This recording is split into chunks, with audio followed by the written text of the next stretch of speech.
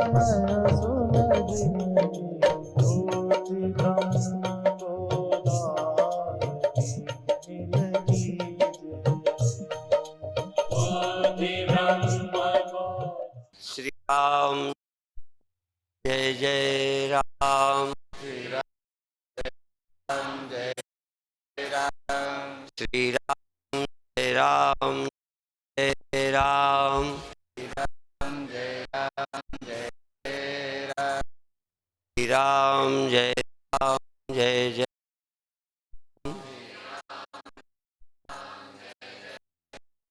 सच्चा भगवान सनातन धर्म की। पहले हम उन सत्यों का वर्णन तो आप जल्दी समझ लेंगे।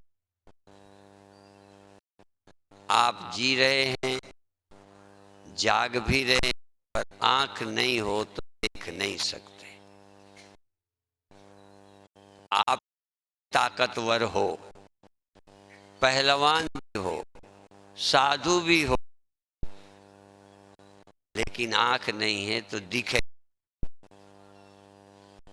इसलिए देखना आंखों पे निर्भर है, सुनना कानों पे निर्भर है, सूंघने में नाक का सही होना आवश्यक है। इसी तरह देह का भान, जगत का पता चलना आपके अंतःकरण के जागने पर निर्भर है। यदि अंतःकरण जागृत अवस्था में नहीं है तो जगत का कोई संबंध नहीं, जगत का होना पता ही नहीं चले। और यहाँ तक जागृत अवस्था में नहीं हो तो शरीर से कोई मतलब नहीं। ये बात अलग है कि जो आदमी सोया है या स्वप्न में है, एक मुक्का मार दे तो आप जाग जाओगे, पर जिसका देहांत हो गया, शरीर छोड़ गया, उसको 2 धक्का मारो तो आ जाएगा। मुक्का मारो ना, वो तो जलाते हैं तब भी वापस नहीं आता, पर सोए हुए को धक्का मार दो, शोर मचा दो, वो इस देह में आ जाता है। यह किसी जाति, अध्यात्म ही एक ऐसा है जो किसी मजहब का नहीं है, किसी जाति का नहीं है। ये प्राकृतिक एक सिस्टम है जिसको हमें समझना है। इसी तरह शरीर है, उसका एक सिस्टम है कि बढ़ता है, पैदा होने के बाद बढ़ना शुरू हो जाता है, पौधा बढ़ना शुरू हो जाता है, बीज से वृक्ष जन्म लेता है, बढ़ता है, फिर बड़ा जवान हो जाता है, वो फूलने फलने लगता है। आपका शरीर भी एक पौधा ही है। इस पौधे के बनने की प्रक्रिया अलग है, वो जमीन में उग जाता है, तुम पेट में उपजे हो। जानवर चल फिर करके चरता है, पेड़ अपनी जगह से ही चरता है, वो चरने कहीं नहीं जाता, उसको खुराक की व्यवस्था वही है। पेड़ कहीं नहीं जाता, या तो हवा वहीं आती है, पानी वहीं आता है, जमीन से रस मिलता है, नहीं मिले तो मर जाएगा। वही सिस्टम पशु का है, वो चल फिर कर खाता है, पर चल फिर करके भी पानी ना मिले, खाने को ना मिले तो पशु मर जाएगा। वो खड़े खड़े अपनी जगह खाता है, जानवर चल फिर कर खाता है, पर अपने भोजन को पैदा नहीं करता, पैदा हुए भोजन को ढूंढ के खाता है। मनुष्य अपने खाने के सामान पैदा करता है, खेती करता है, गेहूं खाता भी जाता है, बढ़ाता भी जाता है, फल पौधे लगाता भी जाता है, खाता भी जाता है। तुलना में मनुष्य की क्षमता, स्वतंत्रता बढ़ रही है, पर नियम वही है, बढ़ेगा, बूढ़ा होगा, चला जाएगा। जब वेदांत कहता है तुम जन्म मरण से रहित हो, तो हमें दिक्कत आती है समझने में। पर धीरे धीरे समझो कि ये पंचभूतों का पेड़ भी है, पंचभूतों का पशु भी है, पंचभूतों का मनुष्य भी है, पर विशेषता है थोड़ी थोड़ी। फिर याद करो, वो खड़े खड़े वहीं जीता है। तुम यदि एक जगह खड़े ही रहो तो तुम पैरों से खा लोगे क्या? पेड़ तो जड़ों से खाता है। उसकी जड़ वहां है, वो वहां से ही खुराक लेता है, उसका मुख है वो।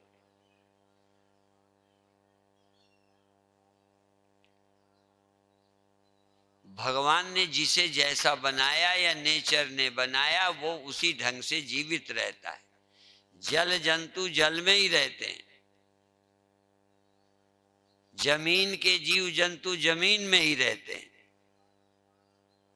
हम जमीन में भी रहते हैं पर बाहर घूमते हैं। पानी के कीड़े पानी में रहते हैं। कुछ पक्षी हैं, रहते हैं पेड़ों पर, उड़ते हैं। उनको भगवान ने पंख दे दिए। यदि आप चल के जाते हैं कि उड़ के जाते हैं? कभी कभी जल्दी में उड़ लेते हो।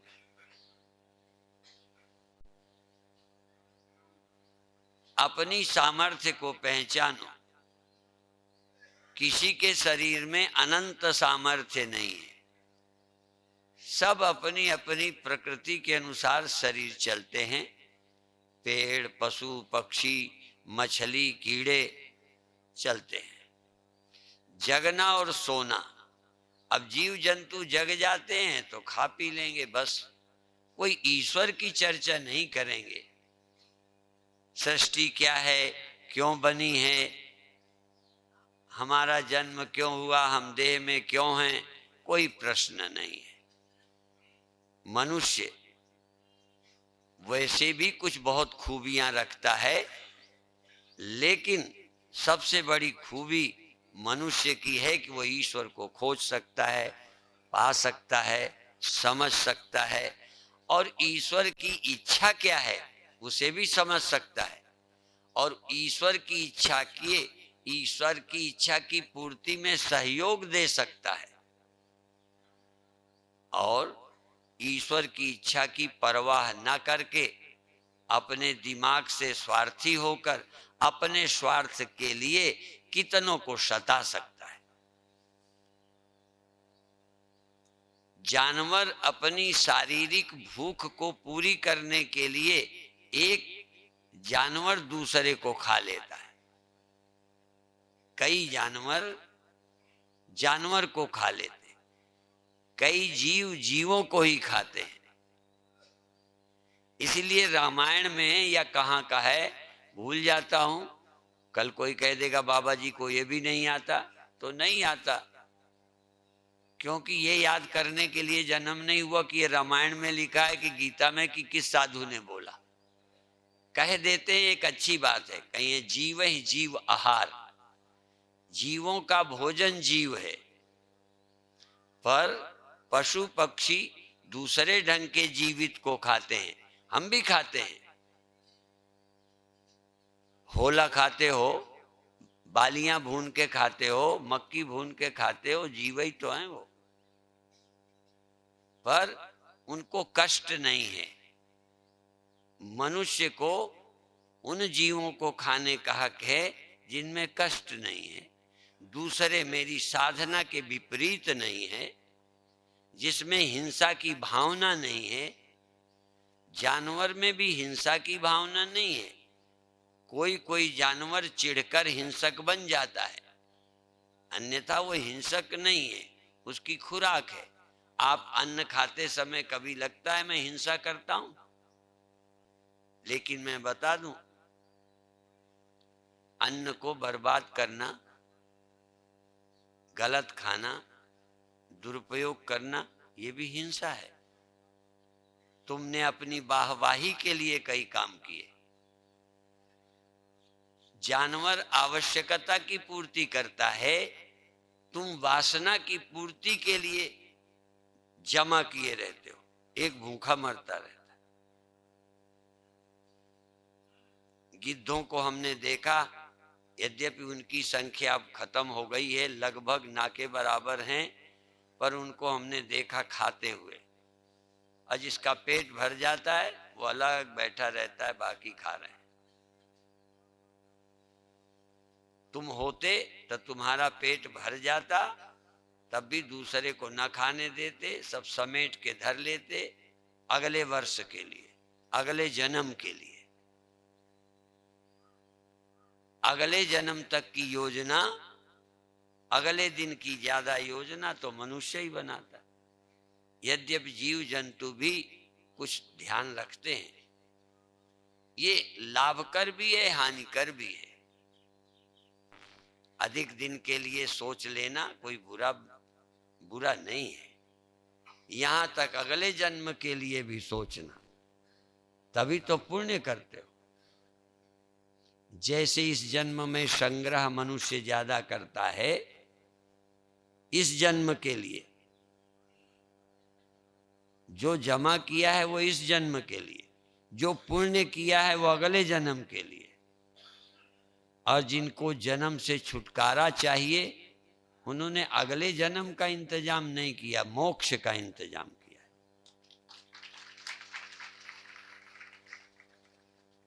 अध्यात्म को, इसीलिए जन्म जन्म भर मत फिरो, मिट्यो न जम को त्रास। कहीं जाओ मृत्यु वहां पहुंचेगी। यम माने मृत्यु, काल। कहीं चले जाओ, सिर्फ परमात्मा में मृत्यु नहीं जाती, परमात्मा में मृत्यु नहीं जाती, काल की गम नहीं है परमात्मा में। बाकी कितना दादा हो, बंदूक लिए फिरता हो, भले कमजोरों को डराता हो, पर उसके बाप की ताकत नहीं कि काल के सामने टिक जाए। इसलिए सभी दादाओं को भी, हाँ, दादागिरी दिखाते हो क्या है, कमजोरों के तुम दादा हो, तुम्हारा दादा कोई नहीं है, तो क्यों अकड़ते हो, क्यों फूलते हो? साधु महात्माओं में ज्यादा उम्र बताने की एक परंपरा है। वैश्याएं, एक बार प्रभुदत्त ब्रह्मचारी से किसी ने किसी साधु का नाम लेके पूछा, उनकी आयु क्या है। यानी ये तो मैं नहीं जानता, पर साधु ज्यादा उम्र बताते हैं ये जानता हूं, और वैश्याएं कम बताती हैं। 50 की होगी तो अपने को 30 ही का बताएगी, क्योंकि उसकी दुकान कम उम्र पर निर्भर है। साधु की दुकान ज्यादा उम्र पर निर्भर है। जितना ही बूढ़ा हो, और हाथी के लिए कहते हैं जीवित में लाख का, मरे में 1.25 लाख का, तो जवान साधु से बूढ़ा साधु ज्यादा महंगा हो जाता है। अब मेरी वैल्यू बढ़ती जा रही। हाँ, क्योंकि आम आदमी की समझ बहुत मोटी है। ज्यादा उम्र का है इसका मतलब सच्चा है, महान है। अब शरीर का क्या, शंकराचार्य बेचारे महान नहीं है, 32 साल में चले।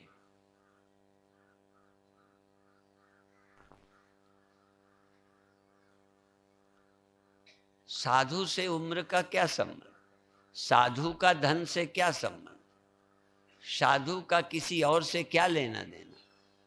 शंकराचार्य कहते हैं के संति संता, के संति, कौन है संत, संत कौन है, कि अखिल वीतरागा, जिसका संपूर्ण से संपूर्ण राग खत्म हो गया, देह से भी नहीं, पदों से भी नहीं, किसी अनात्म वस्तु से राग नहीं है, न रहने वाली किसी वस्तु में आसक्त नहीं है, न रहने वाले सुख में भी आसक्त नहीं, ये मान में भी क्या है, भाई शरीर की रक्षा तो थोड़ा जमता भी है, फिर तुम मान के पीछे पागल हो। रोटी तो जरूरत की है। कितना बड़ा ज्ञानी हो, निर्माण हो, निर्द्वंद हो, मुक्त हो, आत्मा राम हो, ब्रह्मलीन रहता हो, ब्रह्मनिष्ठ, उसका भी शरीर रोटी मांगेगा। लेकिन मान के लिए मरता हो, अपनी पूजा का ही भगत हो, ध्यान दें, उसकी आवश्यकता से मुक्त, शरीर की आवश्यकता से मुक्त को ज्ञानी नहीं कहते। दिमागी आवश्यकताओं से जो मुक्त हो गया हो उसे संत कहते हैं।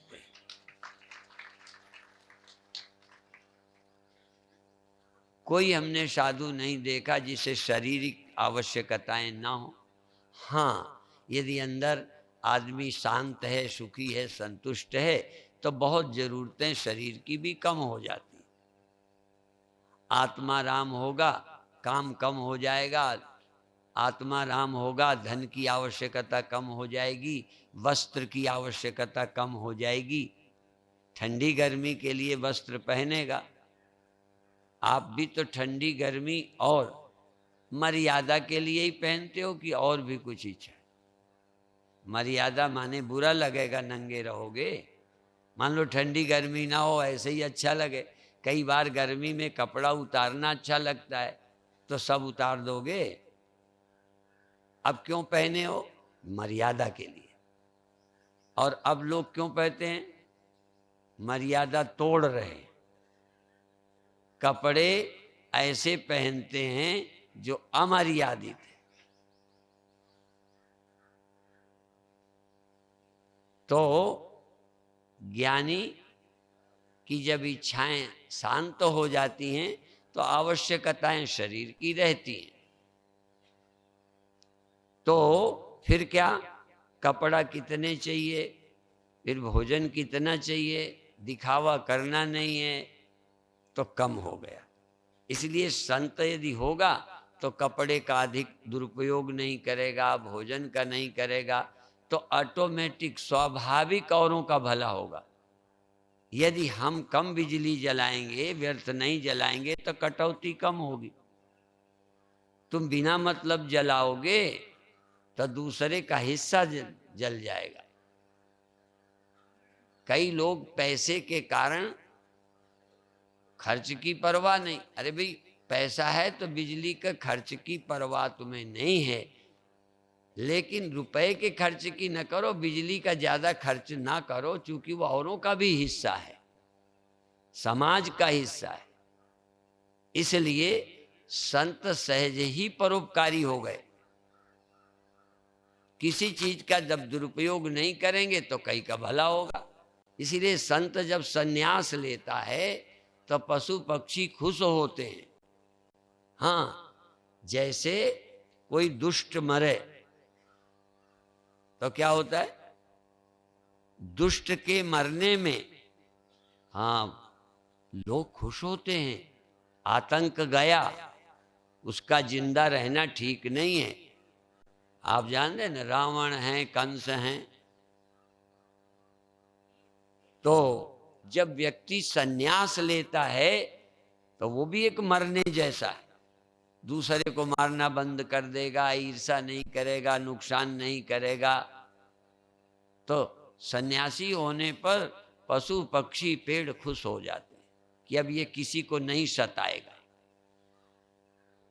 जाने अनजाने हम उतने दुष्ट तो नहीं हैं, पर बिना पूर्णता के दुष्टता जाती कहाँ है? पत्नी दुखी, पति दुखी, भाई दुखी, पिता दुखी, आपसे सब सुखी है ना? यूं तो सब तो हमसे भी सुखी नहीं है, पर हम किसी को दुख नहीं देते। तुम नासमझी से दुख देते हो। संत दुख देता नहीं, पर संत से भी दुख मिलता है। कई बार तो कम टाइम दें, चले जाएं, तो भी लोग दुखी हो जाते हैं। और दुख तो नहीं दिया, अब तुम गए, अब कई को दुखी हैं। और संत का शरीर छूटा तो कई दुखी हैं, वो दुख थोड़ी दे रहा है। हाँ, वो सिर्फ दुखी नहीं हो रहा, अपना शरीर छोड़ने पर भी साधु दुखी नहीं हो रहा, अपने को उसने मुक्त कर लिया। जो अपने मरने से दुखी नहीं है वो मारने वाले को से भी बैर नहीं करता, निर्वैर रहे। जो निर्माण है वो मान न देने वालों से भी नहीं चिढ़ता। मान न देने पर क्यों चिढ़ते हो? क्योंकि मान की तुम्हें भूख है, भूख से हमें बेचैनी होती है। तो शरीर की पेट की भूख तो साधु को भी लगती है। इसीलिए भगवान कृष्ण ने कहा शारीरम केवलम कर्म कुर्वन् नाप्नोति किल विषम। शरीर के कर्म करने पर, शरीर की जरूरतें पूरी करने पर पाप नहीं लगता।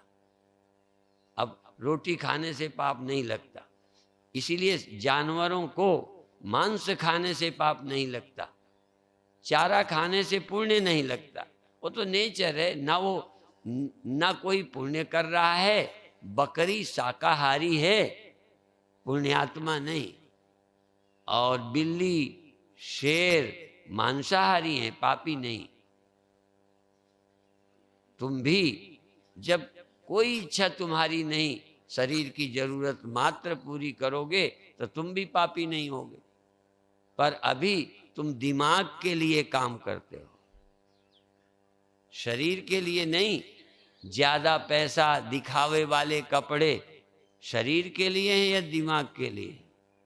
इसीलिए हम कहा करते हैं हाथी के दांत खाने के और होते हैं और दिखाने वाले वो बाहर निकले हैं, वो दिखाने के हैं, अंदर शायद चबाने के होते हों।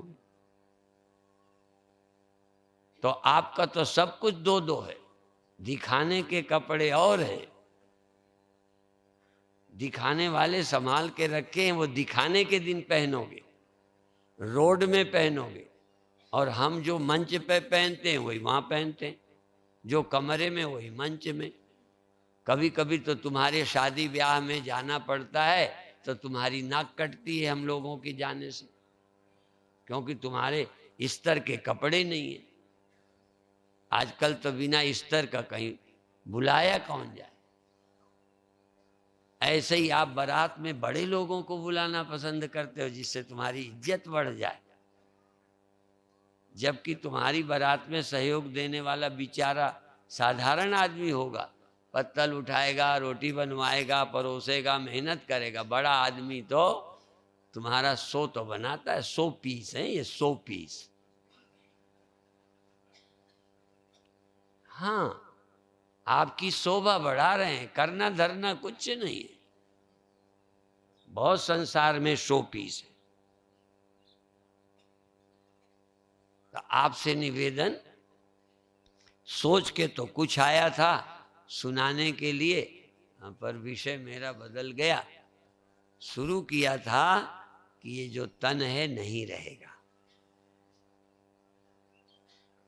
पर तन का अभिमान तन को है क्या? जैसे अच्छे घर का अभिमानी घर है क्या? मकान मकानाभिमानी नहीं है। मकान के बड़े होने का या छोटा होने का सुख दुख वो करता है जो उसे अपना मानता है। तो देह को तो मरने की भी परवाह नहीं, देह कभी मरने से दुखी नहीं है, देहाभिमानी मरने से दुखी है। देह तो मरेगा, जलाया जाएगा, तब ये कोई चिल्लाएगा क्या? तुम देहाभिमानी हो, इसको अपना मानकर चिंता करते हो, तो फिर मिला क्यों है? कहन अज्ञानी को सुख दुख भोगने के लिए, सुख भोगने के लिए लिया है, पर कर्मों के अनुसार दुख भी भोगोगे। शरीर तुम्हें अपने प्रारब्ध से, पूर्व कर्मों के अनुसार मिला है, तो या तो भोगो, फिर मरो, फिर भोगो, फिर मरो, फिर भोगो। पुनरपि जननम पुनरपि मरणम पुनरपि जननी जठरे शयनम। ये प्रक्रिया चालू रखो। यदि भोगी रहोगे तो बार बार आओगे, आओगे सुख भोगने, और दुख बिल्कुल नहीं होगा। बोलो। हाँ, मैं इसलिए बोलता हूं कि देखें तुम क्या बोलते हो। कई तो ऐसे सीटी में लगे हैं साधुओं के कि जो वो कहें वही कह देते हैं। हाँ, मैं दिमाग भी देखता रहता हूं। तो यह शरीर किसी का भी वो नहीं रहेगा, ये नहीं रहेगा, पर फिर लेना है कि नहीं, फिर नहीं रहेगा, फिर लेना है कि नहीं। यदि चस्का है शरीर के रखने का, जीने का, पर शरीर के रहने से जीने के साथ मरना तो नहीं है। शरीर के सहारे जीने वालों को मौत बुरी तो नहीं लगती।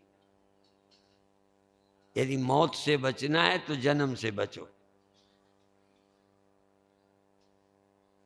यदि भोगों से बचना है तो देह से बचो, और देह से बचने के लिए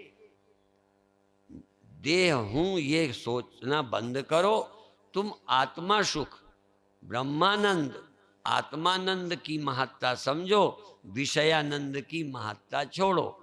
तो यह शरीर अब तुम्हारे मोक्ष का साधन बन जाएगा। जो जन्मों जन्मों में शरीर भोग का साधन रहा है, जन्म जन्म भोग का साधन रहा है, केवल मनुष्य का तन भोग का भी साधन है।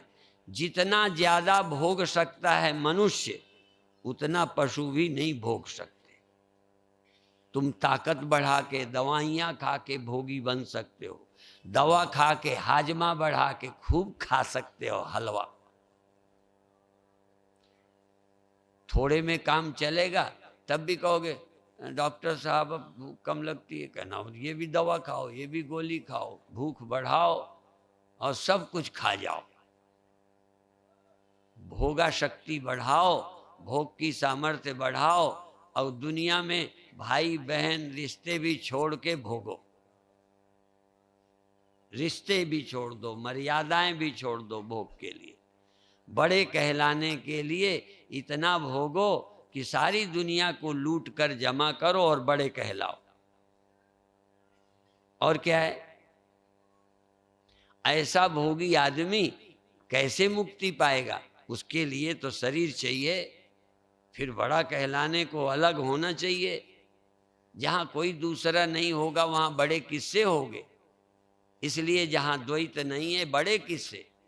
ब्रह्म ज्ञानी का मतलब एक मेवा द्वितीयम ब्रह्म, एक परमात्मा के सिवा कोई और नहीं। ईर्षा किससे, इन्फिनिटी किससे, सुपीरिटी किससे?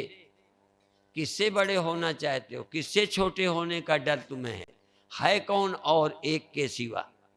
इसलिए उस एक के अनुभव से बहुत दुखों का समापन हो जाता है। इसलिए पहले सुनो समझो फिर सुमिरन करो। मर गए तमाम सुमिरन करते करते, पर कोई सुमिरन कर थोड़ी देर आनंद लेते हो, वो क्या है? ऐसे तो दुनिया में मिलता है, सुमिरो सुमिरी सुमिर सुख पाओ। पर सुमिरोगे कैसे? किसका सुमिरन करो? एक का। एक का सुमिरन करो तो अनेकता झूठी हो गई, जलन गई, ईर्षा गई। तभी उपनिषद कहता है ब्रह्म की चर्चा, और कहते ततो न विजुगुप्सते। जो उस परमात्मा को जानता है वो फिर जलता नहीं, ईर्षा नहीं करता, जेलसी नहीं रहती। अपन दवा रखे, कई ब्रह्म ज्ञान के ढोंग भी रचते हैं, ब्रह्म ज्ञान की बात भी करते हैं, ब्रह्म ज्ञान के लेक्चर भी देते हैं, पर क्या राग द्वेष मिटाने में तुम्हारा ब्रह्म ज्ञान काम आता है? मेरे तेरे की चिंता मिटाने में तुम्हारा ये वेदांत काम आता है? इसीलिए शंकराचार्य ने कहा है, जैसे नाचना गाना बजाना जनता के रिझाने के लिए है, भुक्तये न तुम मुक्तये। कथाएं भी जनता के रिझाकर सुविधा भोगने के लिए है, मोक्ष के लिए नहीं। मुक्तये भुक्तये न तुम मुक्तये, ये भोग ही पाने की इरादे से कई योजनाएं चल रही हैं, मोक्ष की नहीं। जब आपके अंदर द्वेष घृणा राग आए तो कैसे हटाओगे? या तो तुम अपने कल्याण के लिए इनको ऐसे ही त्यागो, ब्रह्म ज्ञान नहीं है, इसलिए ब्रह्म ज्ञान के पहले भी राग द्वेष मेरा तेरा कम करो। और ब्रह्म ज्ञान में तो इसकी जड़ उखड़ जाती है विकारों की, द्वैत की। मेरे गुरुदेव कहते थे और संत भी बोलते थे कि द्वैत की पाप की कर दे धूल धानी, पापों की को आग लगा देता है, धूल धानी उड़ा देता है, पापों की कर दे धूल धानी। तो आपका ज्ञान अपने काम आता है क्या? प्रायः वक्ताओं का ज्ञान दूसरे के काम के लिए बोला जाता है। तो हमारे गुरुदेव ये भी बोलते थे, आहा मुक्ति न हो वक्तान की, वक्ताओं की मुक्ति नहीं होती, मुक्ति न हो वक्तान की। क्यों? धन हित कथें पुराण, पैसे के लिए कथा करते हैं। भागवत, उपनिषद, गीता, प्रवचन, स्वतंत्र रामायण तो किस लिए करते हैं जरा पूछो तो? गति न होए, गति न होए वक्तान की, धन हित कथें पुराण, जाड़ा न जाए बजाज को। बजाज तो जानते हो ना? हाँ, बजाज की ठंडी नहीं जाती। बजाज बहुत थान बांधे है पोटरी, पर उनको ओढ़ता नहीं। बेचना जो है, ओढ़ेगा तो कोई लेगा वो, तो वो बेचने के लिए रखे है, साफ सुथरे ओढ़ता नहीं, ठंडी में मरता रहे।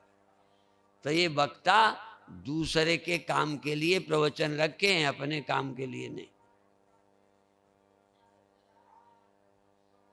श्रोताओं को भी कहता हूं, इसलिए नहीं सुनो कि लोग कहेंगे तो बड़ा सत्संगी है। तुम्हें बड़ा कहलाना है कि छुटकारा चाहिए? इसलिए आप अपने अंदर जागो, समझो मैं कौन हूं। तो पहले समझो देह नहीं हूं, देह में हूं, रहता हूं, और जब तक मैं देहाभिमानी रहूंगा, इसी के द्वारा मिली चीजों को मैं पाने में लगा रहूंगा, भोगता रहूंगा, तब तक मुझे देह छूटने के बाद भी देह मिलेगा, देह छोड़ने के बाद भी देह मिलेगा। समय छीन लेगा, फिर प्रकृति समय दोबारा दे देगा, पर तुम्हें देह में रहने ही नहीं। तब क्या करो? मैं देह का दृष्टा हूं, देह नहीं हूं, देह मुझे नहीं चाहिए, मुझे तो परमात्मा चाहिए, मोक्ष चाहिए, शांति चाहिए। शांति चाहिए का मतलब रोटी चाहिए नहीं, नहीं, ये मोक्ष के लिए मिले तभी रोटी खानी पड़ेगी। इसीलिए ये भी कह दिया कि भाई भूखे भजन न होए गोपाला, ये लो अपनी कंठी माला। भजन करने के लिए यदि आप निकलें तब भी रोटी खाएंगे, और दुकान जमाने के लिए घर छोड़ें तब भी रोटी तो खाएंगे, पर और ज्यादा कर लेते। तो अब शरीर तो मिला है मोक्ष के लिए और भोग के लिए। यदि भोग के लिए है तो ज्यादा जुटाओ, और मोक्ष के लिए काम चलाओ, और बाकी समय परमात्मा के सुनने में, परमात्मा के समझने में, परमात्मा की प्रीति में, परमात्मा के ध्यान में लगाओ। कहीं पड़े पड़े करो। तो अब देखो, पहले एक भ्रांति दिखाई देने वाले, अनुभव में आने वाले इस देह को मैं मानना जो सबको है।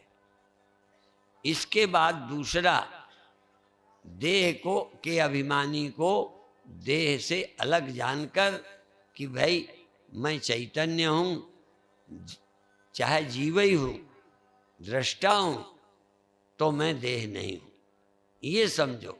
पर दृष्टा आप देह के कब तक हो? क्या दृष्टा सतत रहते हो देह के? इनमें से एक बताए जो देह का दृष्टा इन 50, 30, 40 सालों में लगातार देह का दृष्टा रहा हो, देह का देखना बंद ना हुआ हो। इसका मतलब देह के दृष्टा भी तुम सतत नहीं हो। कोई उपाधि के कारण देह के दृष्टा हो या देह के भोक्ता हो। देह के द्वारा या भोगते हो या देह के दृष्टा होते हो, पर होते तो तब हो जब आप देह में हो, और देह में कब होते हो? जब आपके पास मन हो। जितनी देर मन निद्रा में नहीं है, कहाँ आप देह के जन्म का सुख और मृत्यु का दुख भोगते हो? गहरी नींद में कोई मृत्यु का दुख भोग सकता है? मृत्यु का भय, मृत्यु की चिंता, वियोग की चिंता, धनी गरीब होने के सुख दुख कब होंगे? जब मन बुद्धि होंगे। और मन बुद्धि हो फिर भी आप विचार करो कि मैं धनी कहाँ हूं, मैं क्या हूं, मैं कौन हूं, ये समझने से गरीबी हावी नहीं होती। मैं ये नहीं कहता गरीब रहो, पर गरीबी तुम्हारी खोपड़ी में चढ़कर दुख देवे, ये नासमझी है। और अमीरी तुम्हारे ऊपर चढ़ जाए,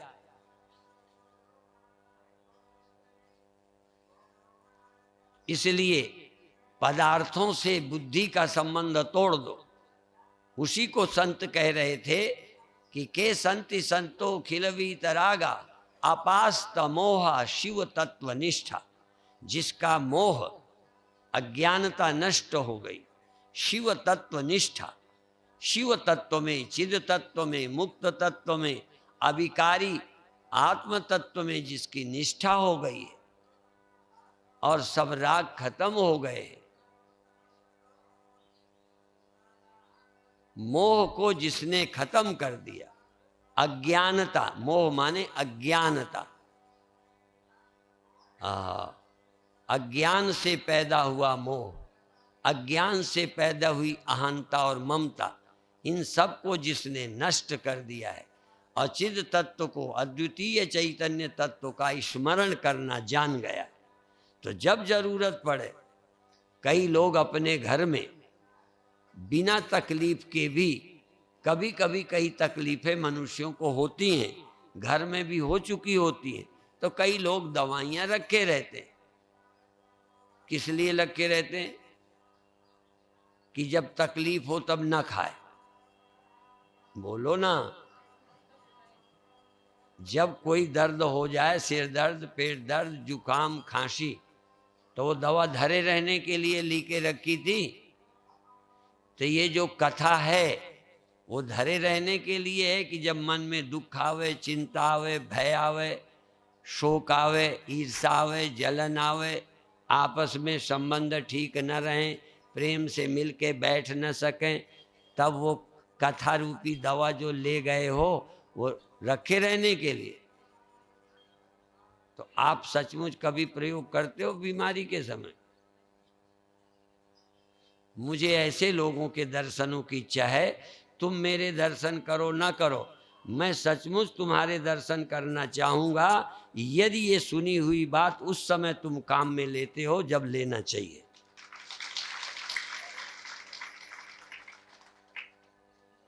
कोई खेल नहीं है।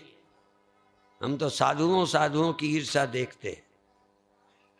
ये पवित्र तीर्थ में निंदा के कारण मैं नहीं बोल रहा। मैं चाहता हूं सुधरें लोग, मैं चाहता हूं स्वस्थ हों लोग, मैं चाहता हूं निर्माण निर्द्वंद हों लोग, मुक्त हों लोग। कम से कम वो दरिद्रता, दूसरे को बड़ा देख के परेशानी, दूसरे की सफलता आग लगाती, ऐसे लोगों को चैन कहाँ मिलेगी?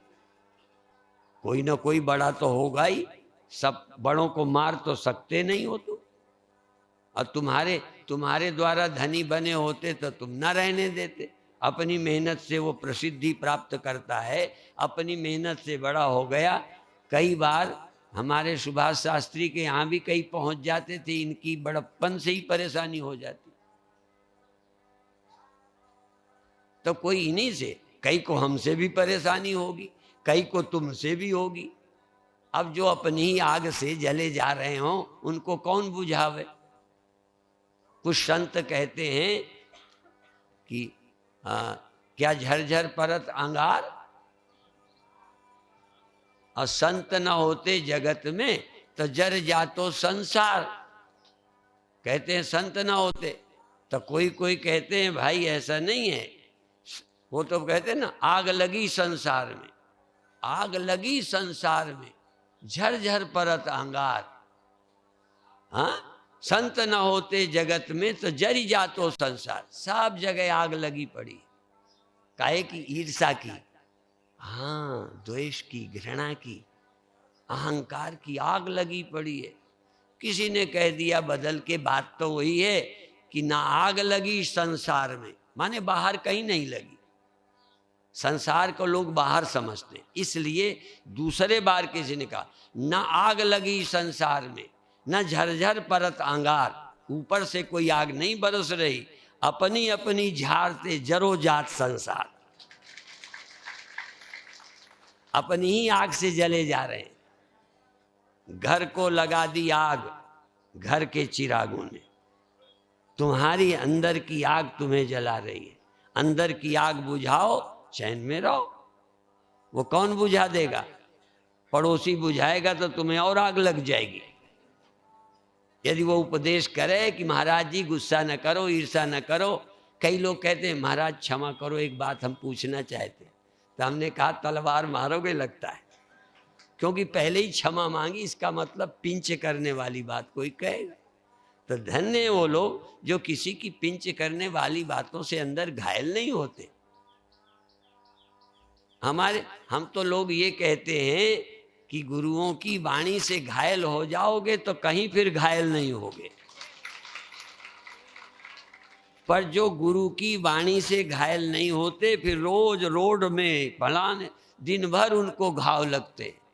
इसलिए अंदर धधक धुआं नहीं निकसे, गूंगे कैसी पीर, गुरु ने ऐसो मारो तीर, गुरु ने ऐसो मारो तीर।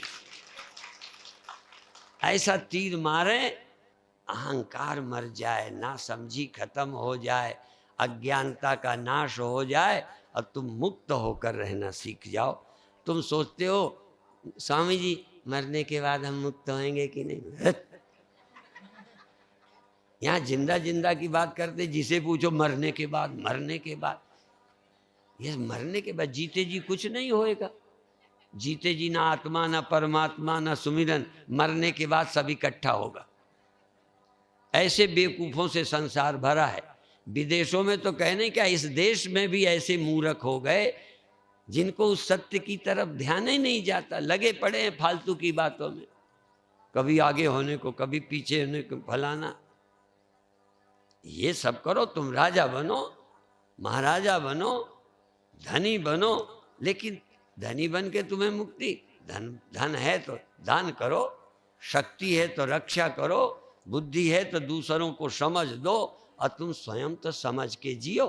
तुम ना समझ और दूसरों को समझ बांटते हो।